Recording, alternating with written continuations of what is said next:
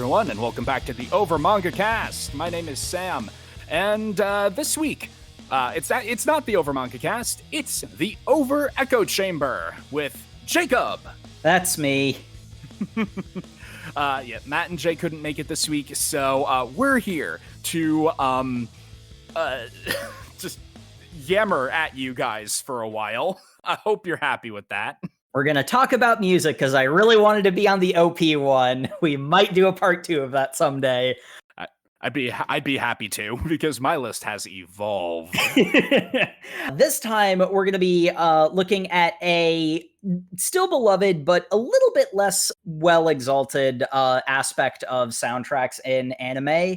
We're going to be talking about OSTs. Like, you know they're there because you would know if they weren't. I suppose is the easiest way to put it. Well, when you've watched an anime with a banger OST and then you read the manga afterward, you notice the what's missing there, and even if you're hearing it playing in your head. Exactly.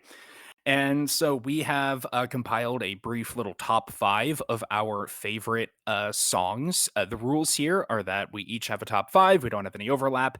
And as difficult as it was to do, we picked one song per franchise. My entire list would have been 4 of one franchise and 1 of something else had we not made that rule, so I insisted. Mm-hmm. Oh, yeah, same. Mine would have been basically all Fate and Gurren Lagann. Well, when we get to the honorable mentions, you'll hear basically what my what the rest of mine would have been. All right, so similar to when Jay and I did this for the OP episode, we're going to be passing off back and forth. So I will kick off with the absolute dog-ass classic, the song that everyone knew was going to be a hit the second they heard it. It's You Say Run, version 1 from My Hero Academia.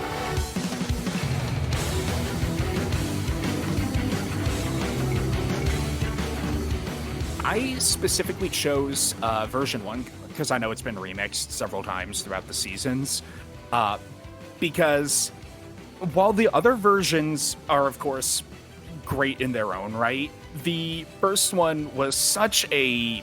It's a great masterstroke of a song to put in a heroic show.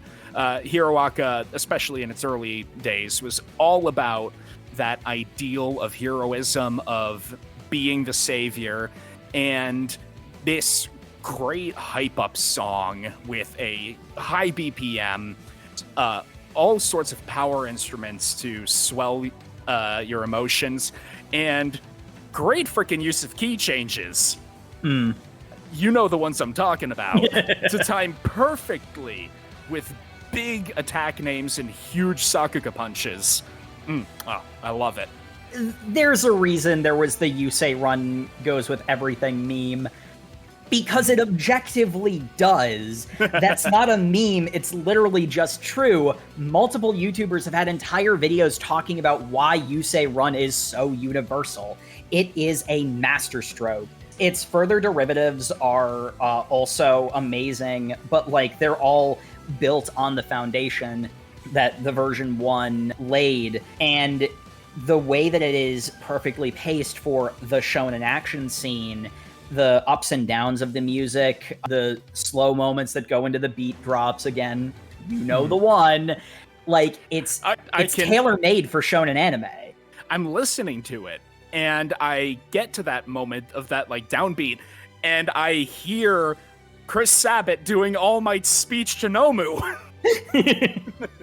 Right before the smash. It's so good. Yeah, I mean, some OST tracks are like tied deeply into the moment that happens in the story. Mm-hmm. And then there are other tracks like You Say Run, which are that too. But also, I think one of the really cool things about You Say Run, the reason why everyone knows, like, you don't even have to have watched Hiroaka to have heard You Say Run. You've heard it, even if you just randomly stumbled across an anime video on Twitter. The fact that it can do that makes it one of the most freaking iconic anime tracks that will ever be. And I'm not gonna lie, I have sci-fi on the brain because of reasons, and I kind of forgot about Hiroaka because I haven't really engaged with it in a while. I need to get back to that at some point, but again, sci-fi on the brain. I almost changed my list to add Yusei Run, and then I realized that Sam would have it, and it was fine. Hey, Jacob, I know the reason why you've got sci-fi on the brain. Imagine this song in literally any Mobile Suit Battle in Witch from Mercury. Honestly, that would work. That would most certainly work for season 1.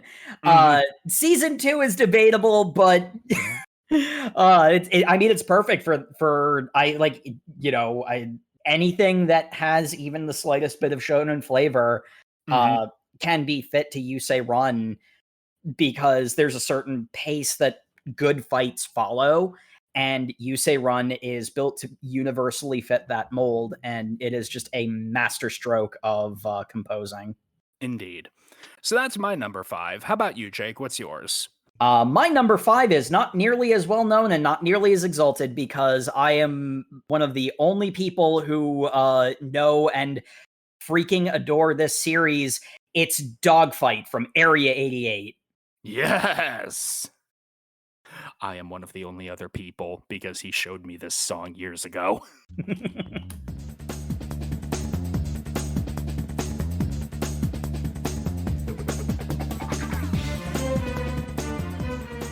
Again, an absolute classic if you run in the right anime circles for this one.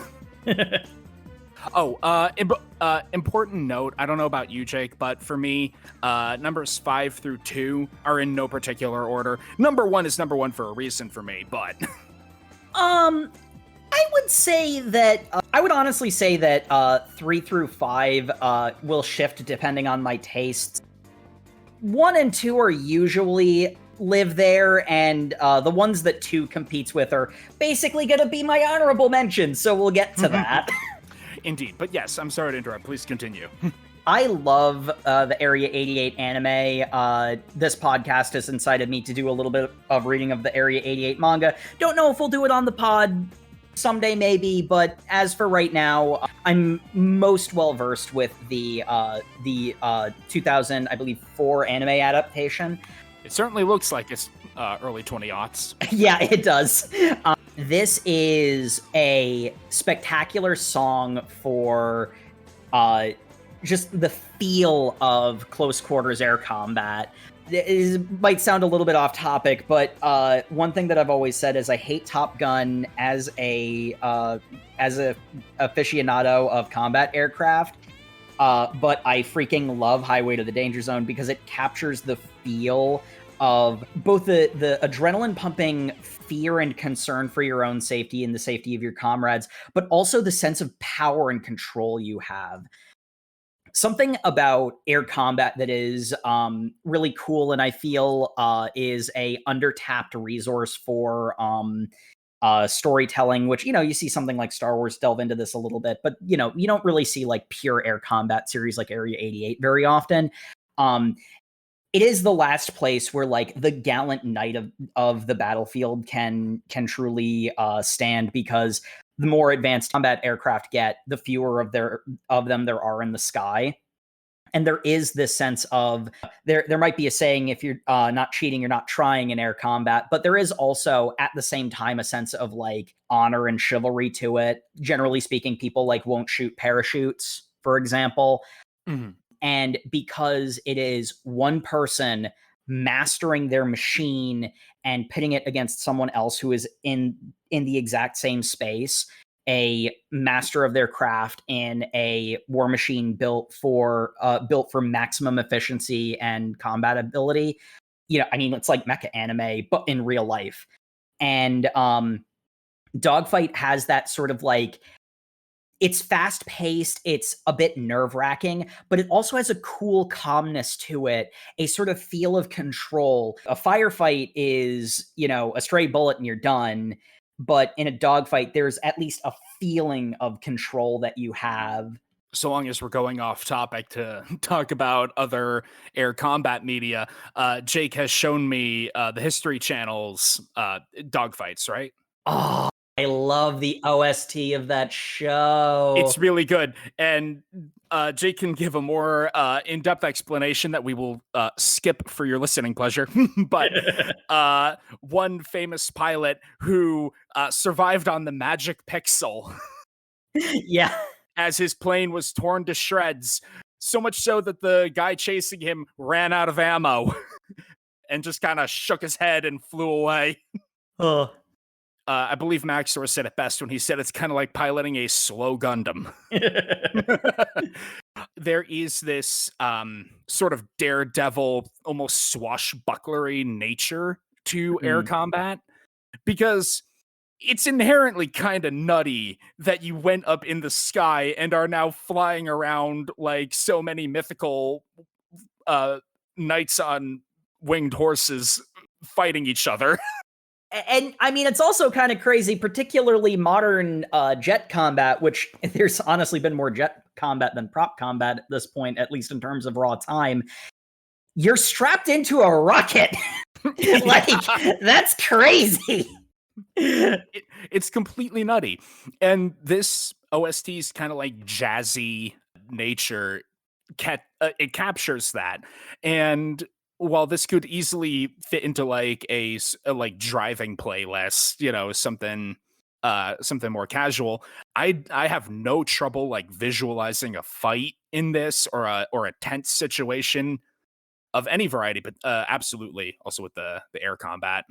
It's a real banger. All right, so shall we move on to number 4 then? All right, let's do that. All right, my number 4 was very hard to pick because, again, I'm only allowed one per franchise. But I picked the Sword of Promise, and its name is Excalibur! The Fate franchise is so nutty, but it's so fun to dive into. I'm not allowed to watch Fate because from everything that Sam has told me about it, I will spend the rest of my existence trying to fix it.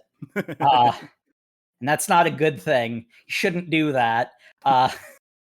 He has other things to do. The thing I find sort of interesting, and the thing I notice in listening to the track is, like, for a start, like, that opening bit is so, like, actively anxiety-inducing. Like, it really, like, is good at getting under your skin, and it's one of those ones where it's like, it completely sans context. You wouldn't expect that to be part of like a big heroic moment. Mm-hmm.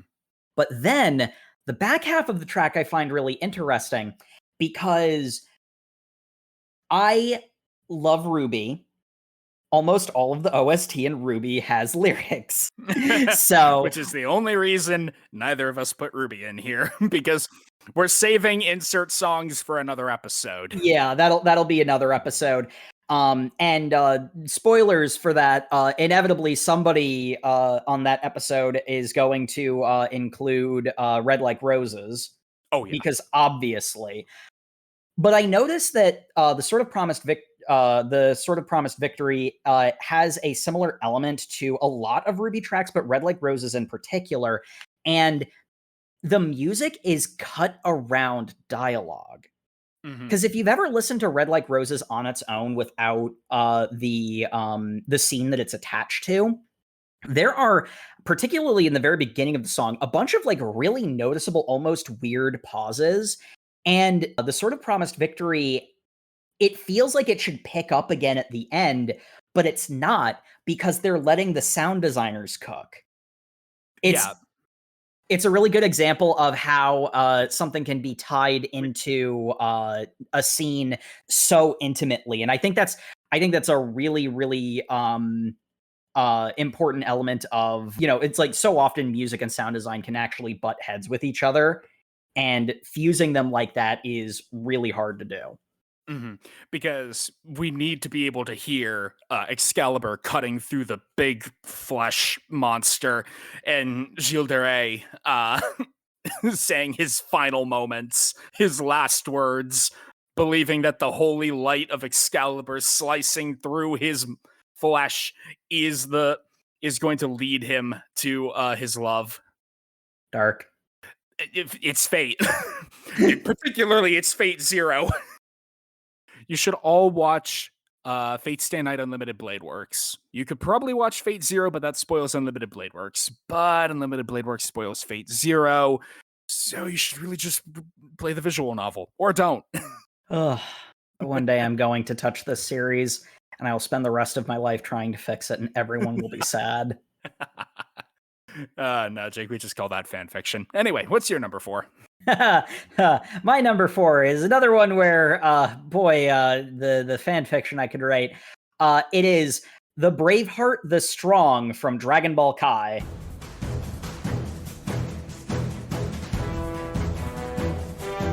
A Kai track?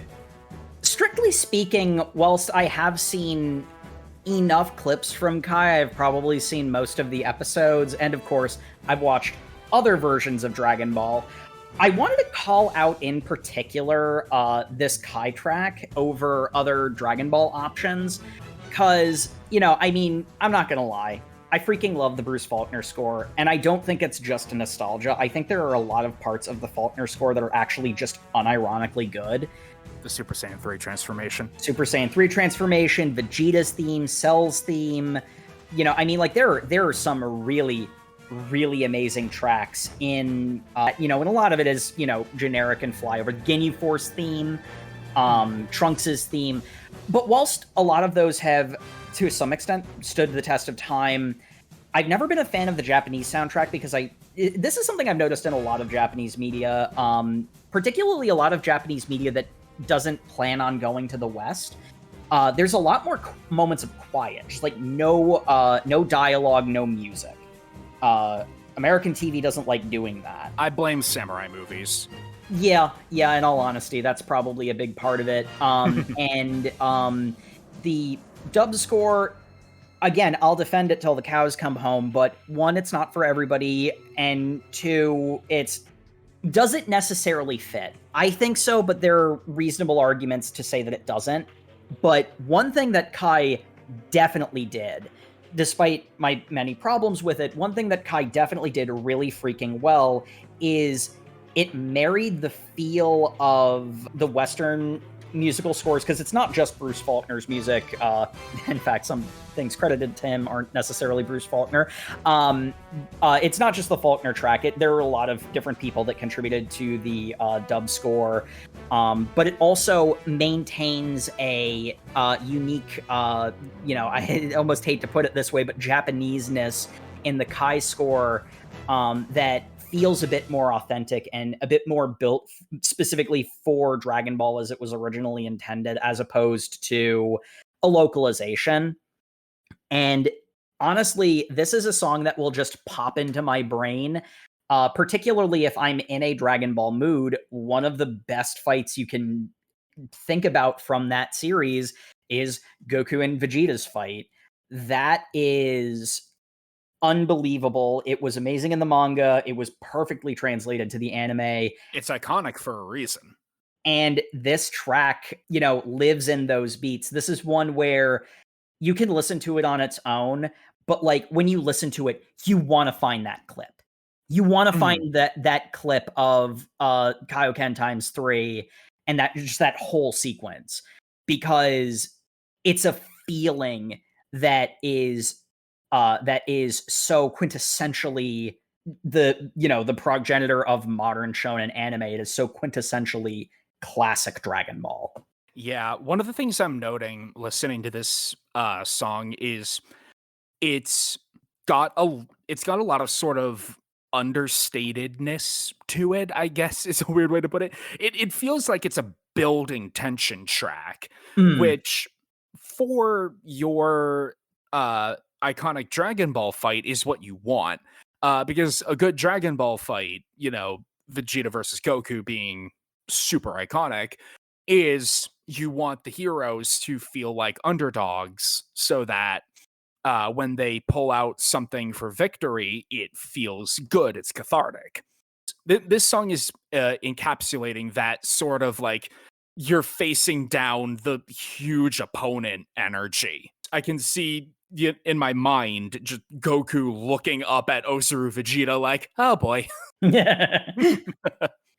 He got bigger. That means he's not as that means he's stronger. That means he's not as fast. Oh god, he's still as fast. My giant monkey form. Oh thank god, I thought he meant okay, we have to stop. Yeah, we're just gonna quote DBZA for the rest of this recording if we don't.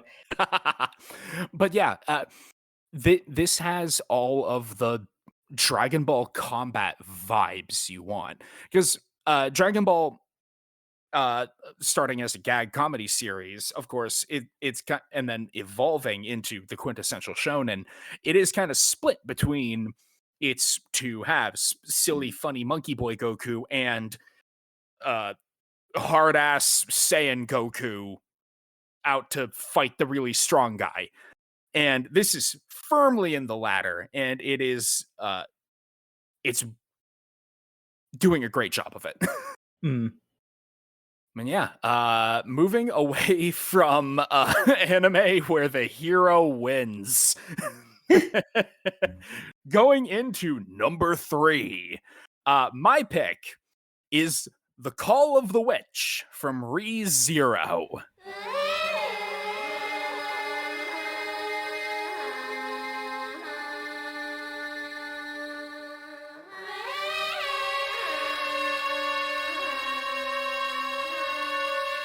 That vocalization is I know that I triggered some like some like fight or flight response in a lot of you right now.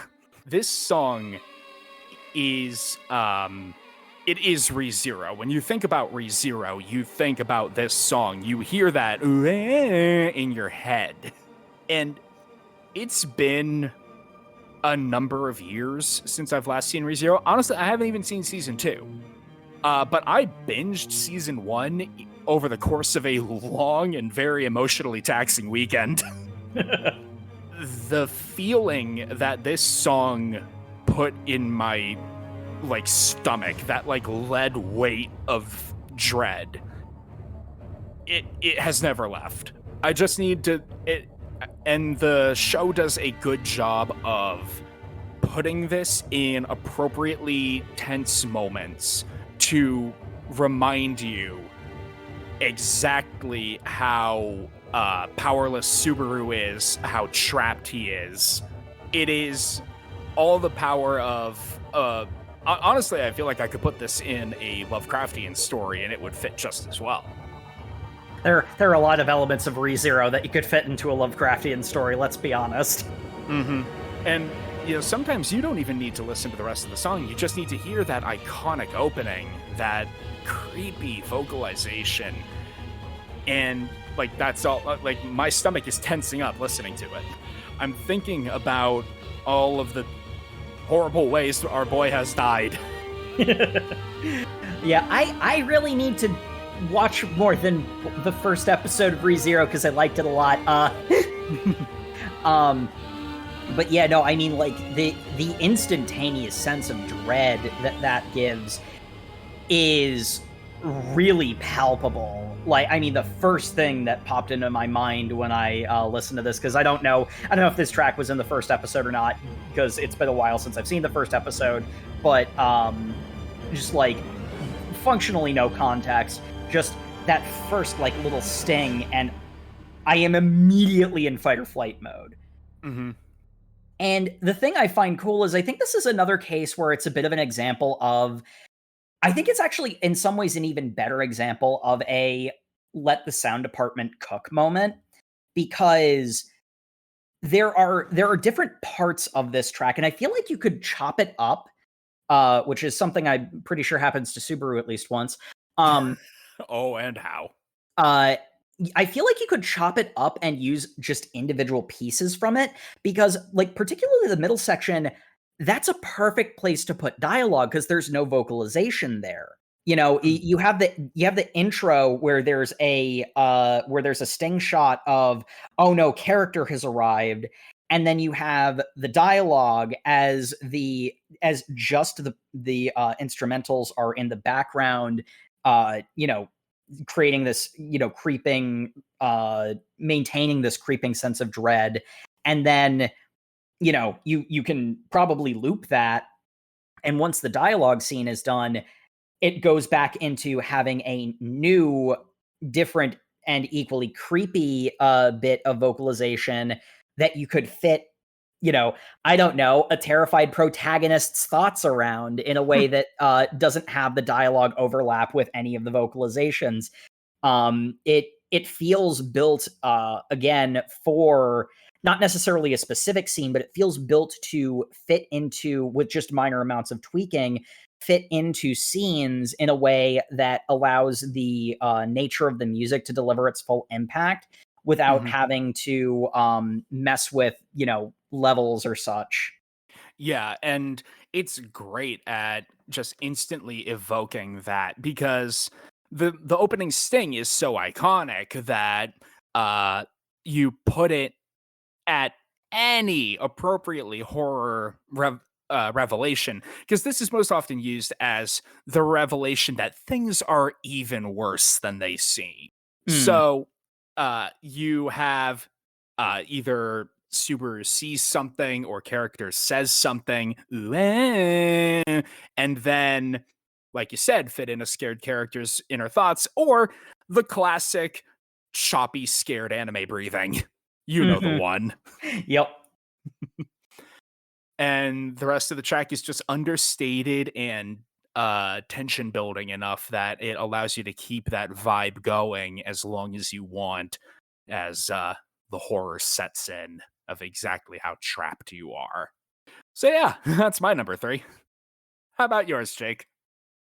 So from one horror series to another, kind of.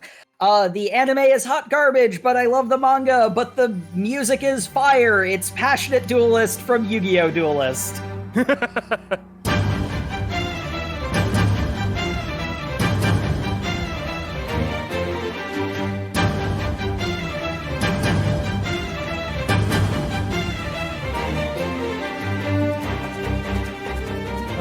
To say my feelings about Yu-Gi-Oh! In general are complicated is the understatement of the century.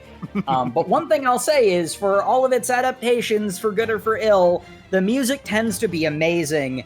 A lot of Yu-Gi-Oh!'s video game OST is absolutely freaking outstanding. But in this case, the main theme of the anime, this is a shonen battle track built for a series like Yu-Gi-Oh! Yu-Gi-Oh! Is a series where words and thoughts are your weapon, and physical strength doesn't necessarily mean anything. Non-battle anime. The thing that makes Passionate Duelist work so well is that a lot of the other shonen or shonen adjacent tracks that we've had on the list so far, they have an ebb and flow to them, because a normal shonen fight has the protagonist stand against the villain, get their ass beat, get their second wind, and then win. Get the power of friendship or whatever. Whatever the super move is, power of friendship or believing in yourself or some such nonsense that doesn't actually work in the real world. That's not true. Believe in yourself. Seriously, this stuff does work. But Yu-Gi-Oh! Is built a little bit differently, because since it is a pure battle of the minds, it's all about setting up and planning. And Passionate Duelist, pretty much start to finish, is I already won 5 turns ago. You just didn't realize it. And let me explain to you how thoroughly screwed you are. You blew yourself up. Yeah, that's what I love about this track. Before I get into that, though, my introduction to, because I believe this is this is a sub original song, right? Yes. This is not from the dub, which that's also some complicated feelings we're not going to get into. I had, for the longest time, only ever experienced Yu-Gi-Oh! Through the dub, because I didn't meet Jake until high school, and middle and elementary school Sam was a 4-kids kid, for better and worse, usually worse. So I had no idea. For better and worse, usually worse. I don't think there's a better way that you can describe 4 kids in general. I remember when it was Foxbox. Oh my god. Like that, just to tell you how old I am. Yeah, yeah, I do too. But I did not know there was a Japanese version of Yu-Gi-Oh! And I certainly didn't know it had a different soundtrack. So, meeting Jake introduced me to this track, and this track is perfect. It's perfect for a non-battle anime. It's hard to describe, but it has the feeling of the villain monologuing about their master plan, except it's the hero, and it's a good thing that they're monologuing. And that opening, that with the tinkling noise in the background, that fits the kind of Yu-Gi-Oh! Mysticism angle. And then the rest of it is just this triumphant string and drum section and the horns. And unlike the other shonen tracks, where it is that ebb and flow, eventually leading to ultimate victory, this is, no, I've been winning the whole time. And here's how, and that's how cool I am. Mm-hmm. This is the song you listen to when you want to feel really freaking smart. I think one thing that really helps that is the use of the violins as the main instrument, because they have a notable impact to them, but they're not big and loud instruments. Can you tell how much musical background I have? I'm definitely not talking out of my ass right now. What do you mean? I was the only one of the two of us who was in band, and even then I was only in there for like 2 years. Like you hum the violin line when you're humming Passionate Duelist, and it's not like loudly declaring against all odds. It's calm and it's in control, and it just has a feeling of completeness to it that the fight's already over. This is, it's clearly a battle track, but it's a battle track where the fight is one-sided, and it only works that way because it's not a fist fight or a gun fight or a sword fight. It's one-sided because you've figured out the puzzle. The Millennium Puzzle. All right, so that is number 3. Moving into number 2. Again, really hard to pick this one because only one song per franchise, or we can only represent a franchise once. Otherwise, we'd be here all day. But I needed to put in The Witch from Mercury from Mobile Suit Gundam, The Witch from Mercury.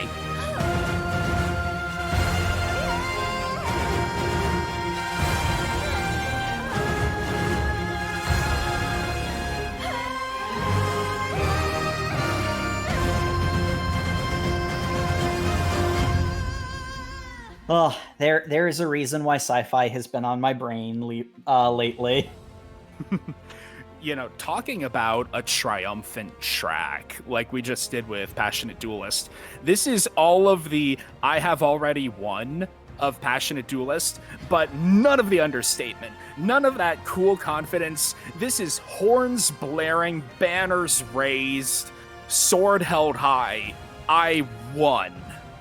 And it so perfectly matches that early energy to Witch from Mercury, where Suletta was this adorable yet unstoppable badass, and it was just, Gundam but in school, and we're beating up bullies. I'm sure nothing bad is gonna happen. Yeah. Yes, it's got a kind of sophomoric, literally sophomoric sort of cheese to it, but yes, that feels good.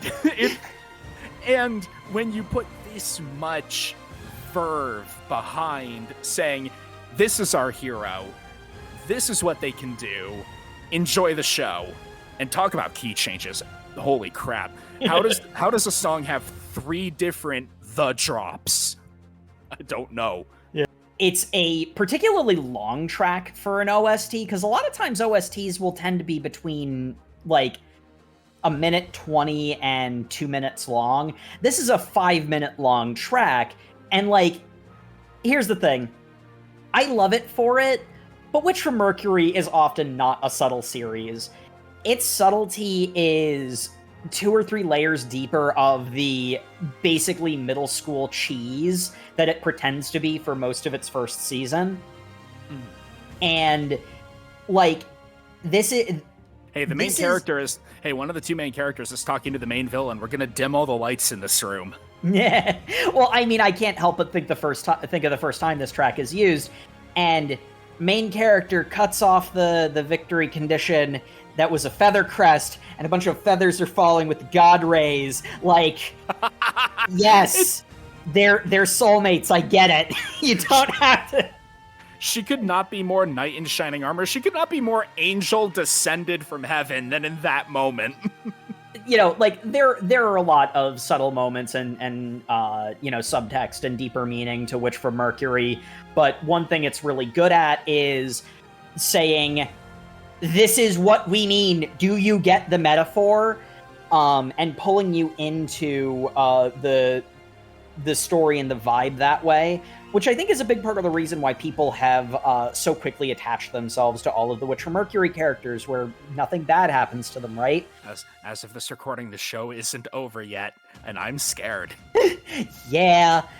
But like the kind of cool thing is, like with a lot of what Witch from Mercury did, it is always very, very thinly hiding its true essential Gundamness, because there is something a little bit creepy about the chanting. You know, it's heroic, but it has a bit of an edge to it.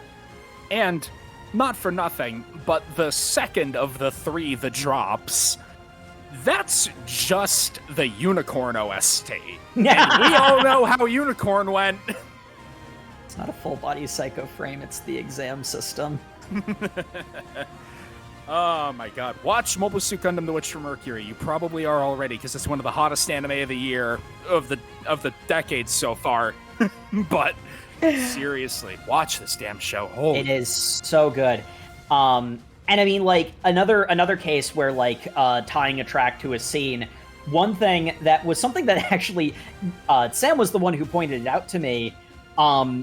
A really cool thing that they did is, in one episode, the antagonist of the episode has a heel face turn moment, and the track starts playing for him. Mm-hmm. But it doesn't do the chanting until the protagonist rallies and turns it around. The fact that the track is as long as it is and has so many different layers to it makes it so incredibly versatile to be used in so many different ways. And Witch from Mercury's ability to set up your expectations and then both either subvert them or play into them, you know, as you feared. You know, this track is perfectly built for that sort of vibe of it's hopeful, it's rising, but it's also just a little bit creepy. Much like The Witch from Mercury in general. God, I love this show. Anyway, that's my number 2. Oh, hey, look, another Gundam. Yeah, it's another Gundam. Needless to say, almost all of both of our lists would have just been Gundam tracks had we not done one per franchise, because, to the shock of no one, Witch from Mercury has been... Giving us all brain rot? Yeah, and in all honesty, I freaking love the OST track, Witch from Mercury, but there's a track that will always be special to me when it comes to Gundam. And that is the one that started it all in the West, The Wings of the Boy Who Killed Adolescence from Mobile Suit Gundam Wing.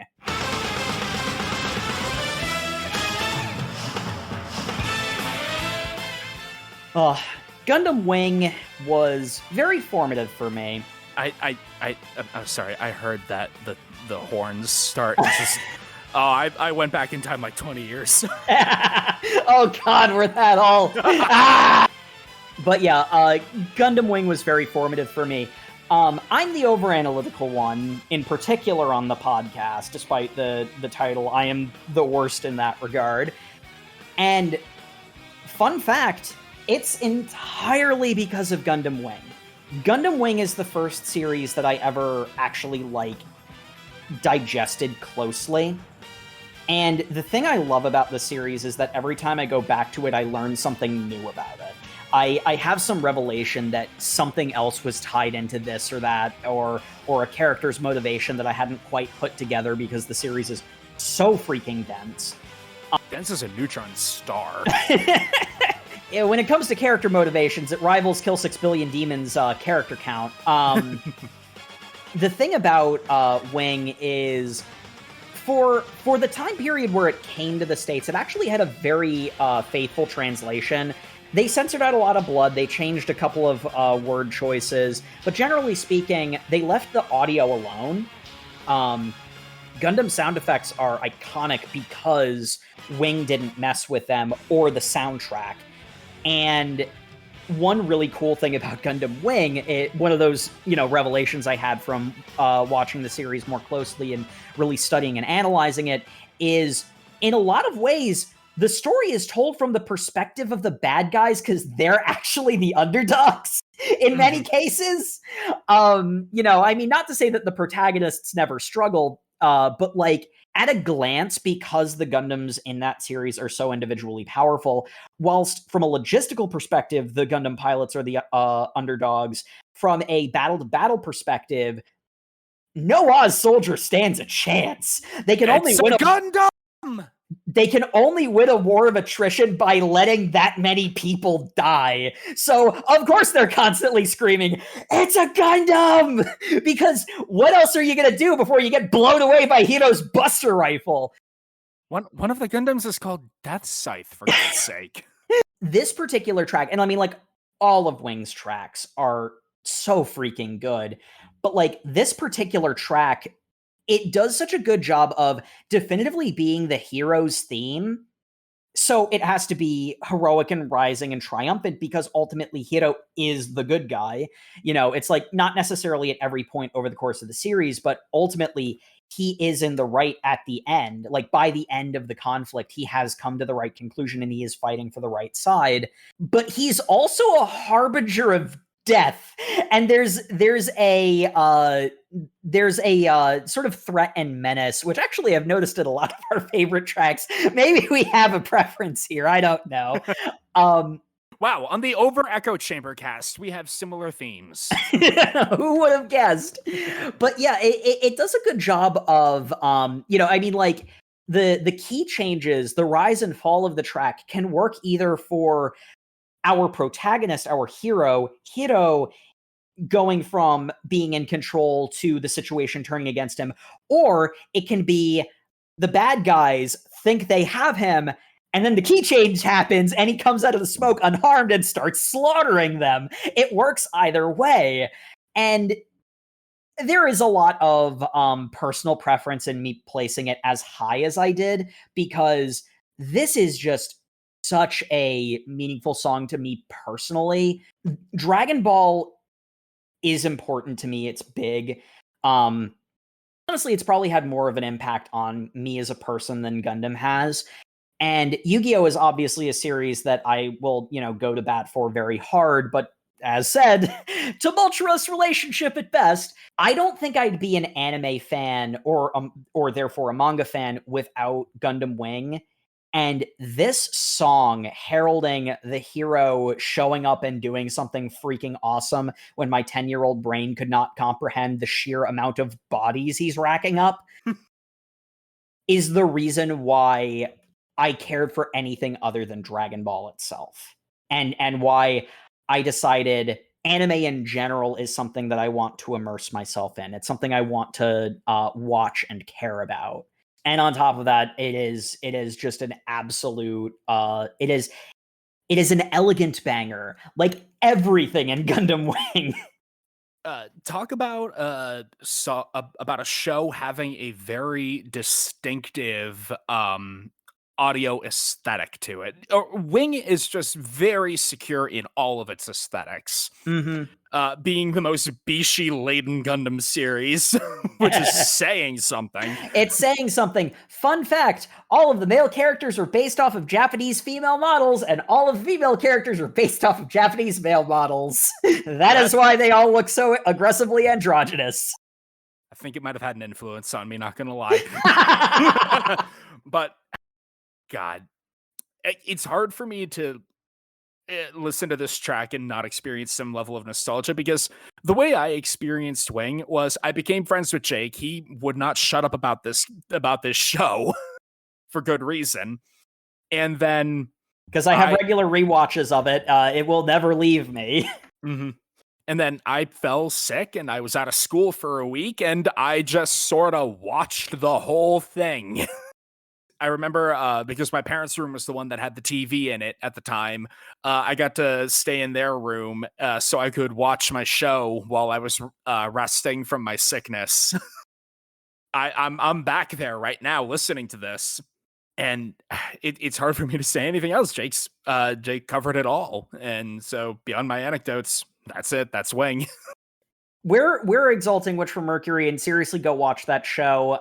But like, Wing is great too. A lot of Gundam is really great, and honestly, I am so happy that Witch from Mercury is really elevating Gundam, because it's always been one of those ones that's just like on the edge of mainstream. Everyone's heard of it, but it's like when you watch you ask somebody if they've watched anime, it's like, oh yeah, I've watched Dragon Ball, or oh yeah, I watched Naruto or Naruto. Yeah, Gundam isn't one of the big three. Yeah. Well, now it is, and hopefully our number 2 picks will convince you to go check out some of it too, because also amazing. Hiroyui spawned 1,000 fangirls and begot an entire genre of Gundam protagonists when he tore that invitation to the birthday party up. Oh boy, this man. Iconic Indeed. All right, so that is number 2 out of our top 5. So we are going to dip into some quick honorable mentions. For me, just go watch the Fate series and listen to literally any of the music, okay? The Night of Rebellion, any Necromancer, any of the Fate Apocrypha track. Fate Apocrypha, the song, which is the anime's iconic theme. Emiya from Unlimited Blade Works, or any of the Stay Nights. Just, God, I really like Fate. And it's got banger tracks, and you should go listen to all of them. Also, for honorable mentions, I was going to include Kamado Tanjiro no Uta from Demon Slayer, and then I remembered that it's actually an insert song. And I'm like, yeah, damn it! That is lyrics. Darn it! That's one thing we weren't doing. Yeah, there were a lot of songs that came to my mind that had lyrics that I had to nix, but yeah, no, that's my honorable mentions. Fate. Just in general. In general. And of course, the rest of the Witch from Mercury soundtrack. Anything that utilizes the leitmotif from the Witch from Mercury song is a banger, like Calibarn. And oh, right. One more Gundam for you, because we can't stop. Or 2 more Gundams for you, because we can't stop. Iron-Blooded Orphans, Crescent Moon, and Double O's Trans Am. So for my honorable mentions, you ready for me to list off Gundam tracks? Who Will Burn Their Life Away from Gundam Wing, the song that plays during the final battle. Freaking been laser tattooed on the inside of my brain for a while. Basically, it's the thing that got me to look back at Wing this most recent time. Use the Cloak of Darkness, also from Gundam Wing, is something that will just play in my head whenever something scary happens. The Unicorn theme, both versions from Mobile Suit Gundam Unicorn. The fact that I couldn't put that on because I already had the Wings of the Boy Who Killed Adolescence, because it means so much to me personally, was actually physically painful to me. Of course, the Trans Am song from the Trans Am song from Double O, I fucking love. But one I prefer from Double O is Trans Am Riser. The Yes. drums in the beginning of that are legendary. I love the Bum, bum, bum, bum, I love the iconic main battle theme from the original Mobile Suit Gundam. I don't recall the name of the track right now. And another IBO song that I absolutely love is the main theme for Tekkadan. Because I mean, I hear that and I want to go finish IBO because I never finished it. I'm sorry. Me neither. Look, I got to the harem spaceship and I didn't even have that much of a problem with the harem spaceship. But that's where I I- quit too. I didn't have a problem with it either, but I don't know. Don't worry, listeners. We will marathon it another day. Yeah. But it's time for number 1. And, well, it's me. Could my number 1 be anything else other than Thrust Through the Heavens with Your Spirit from Tengen Toppa Gurren Lagann?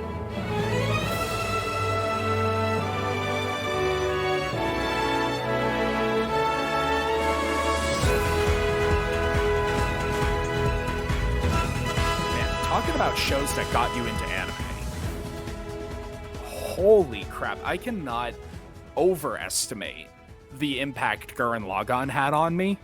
The memory of being on summer break from school and just staying up till 3 a.m. watching this show on my crappy early 2010s or late 20aughts internet connection, pirating it off YouTube because I didn't know how to do it better.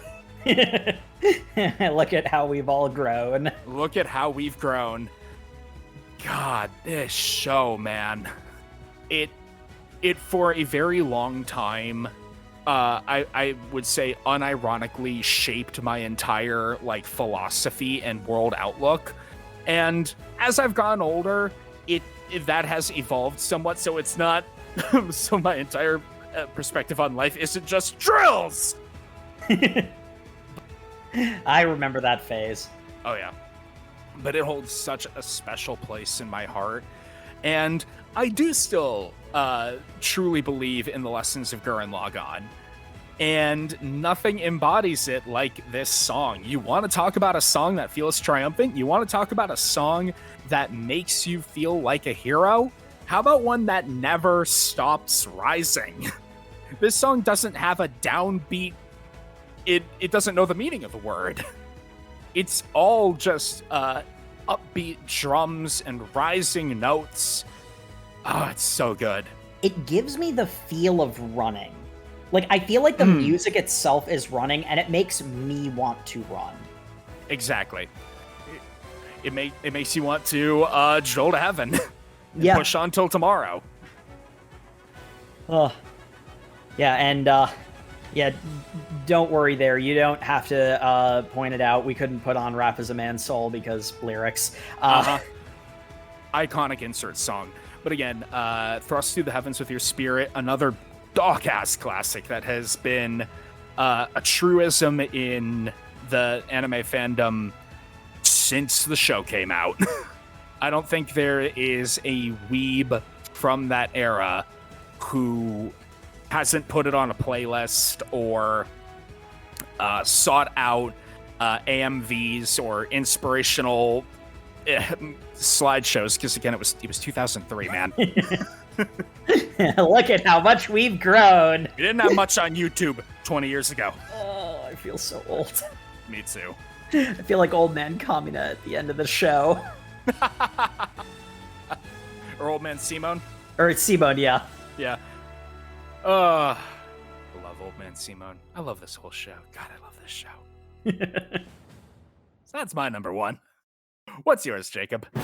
Attention, entire world! Hear my proclamation. I am Jacob from the OverMangaCast, and my number 1 is the Master from Code Geass. I knew he was gonna do that, and it still scared me. So, I'm gonna add a bunch of extra honorable mentions because I didn't want to give away that what my number one was. Basically, all of Code Geass's soundtrack you can consider an honorable mention. To me, there's no contention. The master is the master. No track touches it. Now, you can go ahead and get out your torches and pitchforks. Code Geass is mid. It is, in fact, a phase, Mom. There, I said it. But one thing that Code Geass unequivocally has is high moments. It has such extraordinarily high highs. And to my recollection, the Master plays twice over the course of Code Geass.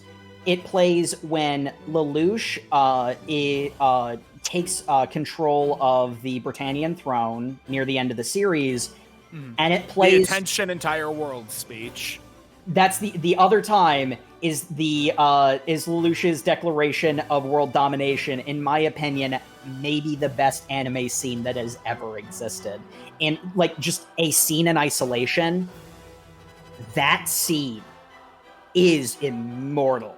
The feeling of the bombast, of the power that the Master has with its opening moments.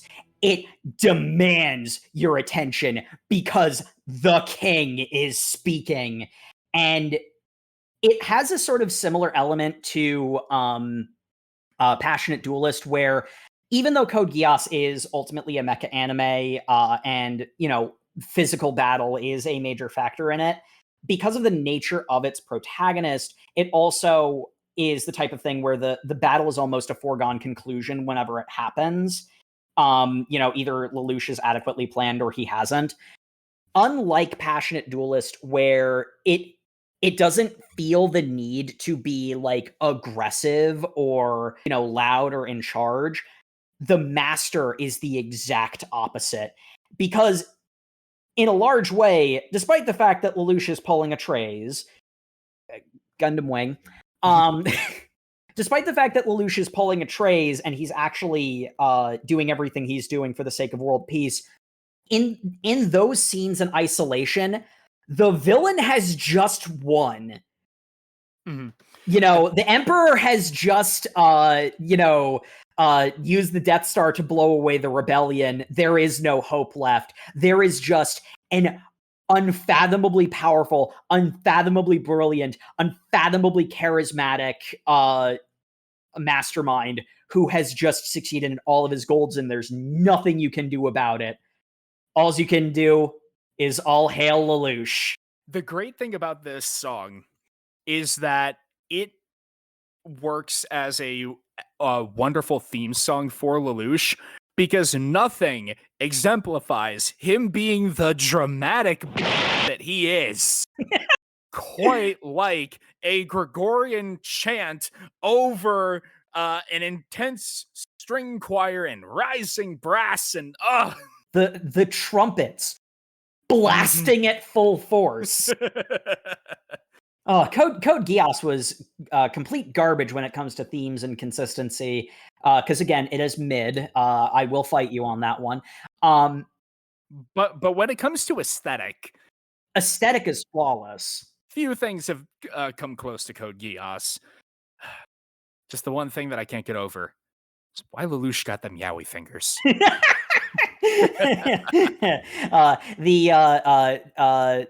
Lelouch's master plan at the end of the series isn't the only thing they borrowed from Wing. They also borrowed the character design aesthetic.